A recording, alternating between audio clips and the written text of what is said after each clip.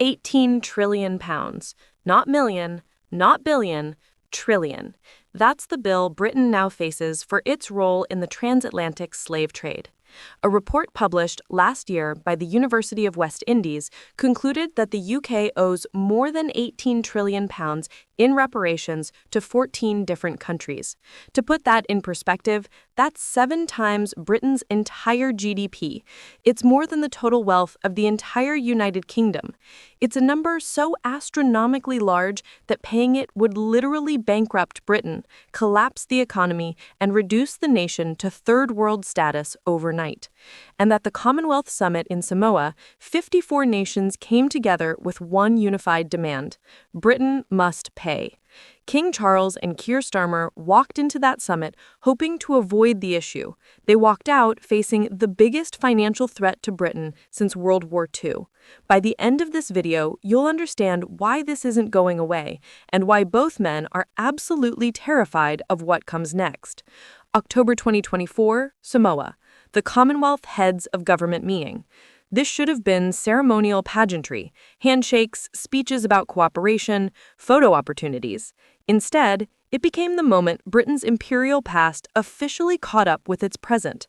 Britain's government and King Charles III are bracing for a heated conversation about reparations for the transatlantic slave trade. They didn't just brace for conversation, they got ambushed. Keir Starmer arrived in Samoa thinking he could shut down reparations talk before it started. He told reporters confidently, "Slavery is abhorrent, but I think, from my point of view, reparations are not on the agenda." Problem: Commonwealth leaders didn't care what Starmer thought was on the agenda. Within hours of the summit starting, CARICOM, a group of 15 Caribbean nations, publicly called for formal reparations discussions. Then African nations joined, then Pacific Island nations. Before Starmer could finish his opening remarks, he was surrounded by a unified Commonwealth demand: face the history, acknowledge the debt, start negotiations. King Charles acknowledged the painful history of slavery as part of his official address to member nations at the summit, but did not mention reparations. Notice what Charles did there. Acknowledged painful history, but carefully avoided the word reparations, because saying that word would open legal and financial floodgates that could destroy Britain. But it didn't work. The summit's final communiqué, signed by all member nations, including Britain, committed to meaningful conversation about reparatory justice. Starmer got forced into the very discussion he swore wouldn't happen. So, where does that £18 trillion figure come from? Is it just activists picking a random huge number? Actually, no. It's based on detailed economic analysis by serious academics and international judges. A report by a senior UN judge last year concluded the UK owes more than £18 trillion in reparations to 14 different countries. Specifically, a 2023 report by the Brattle Group, conducted for the University of West Indies and convened by then International Court of Justice Judge Patrick Robinson. This wasn't a random blogger. This was a senior International Court of Justice judge leading economic experts in calculating Britain's actual debt. Here's how they calculated it. Stolen labor value. Economists calculated the market value of labor extracted from enslaved people over 200-plus years of the slave trade. Millions of people, generations of unpaid work, compounded over centuries. Lost economic development. Nations that were stripped of their population and resources lost centuries of potential economic development. The calculation includes what those economies would be worth today if slavery hadn't happened. Compounded interest. Take the stolen wealth, add centuries of compound interest at standard economic rates, and you reach astronomical numbers. Intergenerational harm. The continuing effects of slavery, broken social structures, economic disadvantage, trauma passed through generations, all calculated into present-day monetary value. The result? Britain could be expected to pay $24 trillion, £18.5 trillion to 14 countries, which is about 7 times Britain's GDP of $3.5 trillion. 7 times Britain's entire economy. Now you understand why Starmer walked into Samoa desperate to avoid this topic. Estimates for the amount that Britain could theoretically owe countries affected by slavery ranges from £205 billion to around £19 trillion. Even the low estimate of £205 billion would cripple Britain financially. The high estimate would end Britain as a functional nation-state. But here's what terrifies Starmer even more. This isn't going away. For decades, reparations were considered fringe politics, something activists demanded, but mainstream leaders dismissed. Not anymore. Commonwealth leaders are now unified in demanding action. The final communiqué signed by all members committed to forging a common future based on equity. That's diplomatic language for Britain will pay. International law is shifting. Courts are increasingly receptive to historical injustice claims. Legal scholars are building frameworks for enforcing reparations. The pathway from moral demand to legal obligation is becoming clearer. And, most dangerously for Britain, once you acknowledge the debt, which Charles already did by calling slavery painful, you've legally opened the door to liability. Starmer tried to slam that door shut. Commonwealth leaders kicked it open. But spare a thought for King Charles, who finds himself in an even worse position than Starmer. As Britain's former colonies ask for slavery reparations, King Charles says past can't be changed.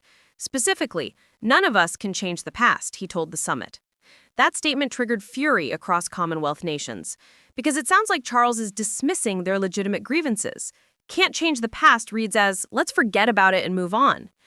But here's Charles's dilemma. As king, he represents Britain. He cannot apologize for slavery without his government's approval. That would be political interference. He cannot commit to reparations. That's fiscal policy only Parliament can decide.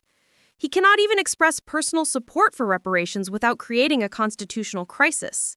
So he's forced to make weak statements about painful history and can't change the past, while privately knowing those statements damage Britain's relationship with Commonwealth nations he's supposed to represent. Making it worse, Charles is not just king of Britain. The king has a tricky diplomatic role to play. He serves as head of state for multiple Commonwealth nations, the very nations demanding reparations from him. Imagine being king of Jamaica, which demands reparations, while also being king of the United Kingdom, which would pay reparations. You're literally both plaintiff and defendant in the same case. This constitutional nightmare is Starmer's fault. His policies created the crisis, but Charles has to manage the diplomatic fallout while having zero power to actually resolve it. And here's why this gets exponentially worse. Reparations aren't just about money. They're about legitimacy. If Britain admits it owes $18 trillion for slavery, what else does it owe for? Colonial exploitation in India? Potentially trillions more. Resource extraction in Africa? Trillions more. Indigenous dispossession in Australia, Canada, New Zealand, trillions more. Opium wars in China, potential claims. Irish famine, Britain's role demands accounting. Once you open reparations door, every historical British injustice becomes financially quantifiable. The $18 trillion slavery bill becomes just the first bill in an endless series. And Britain can't pay. The money literally doesn't exist. Britain's total GDP is $2.5 trillion annually. The $18 trillion slavery bill alone would require Britain to give up every penny of economic output for 7 straight years. No services, no healthcare, no defense, no infrastructure, nothing, for 7 years. It's literally impossible, which means Commonwealth nations demanding reparations are demanding something Britain cannot provide, which means this conflict has no resolution, only escalation. Facing this impossible situation, what did Starmer propose? UK PM Starmer considers non-cash reparations for former colonies. Non-cash reparations? Translation, we'll do anything except actually pay the money we owe. What does non-cash reparations mean? Starmer suggested debt forgiveness, forgiving loans Britain made to former colonies, loans made with wealth stolen from those colonies in the first place, climate financing, paying for climate adaptation, which Britain should do anyway given its historical emissions, educational programs, scholarships, and training, symbolic gestures that don't address the actual debt. Commonwealth nations' response? Rejection. Because they didn't ask for symbolic gestures, they asked for the £18 trillion Britain owes them.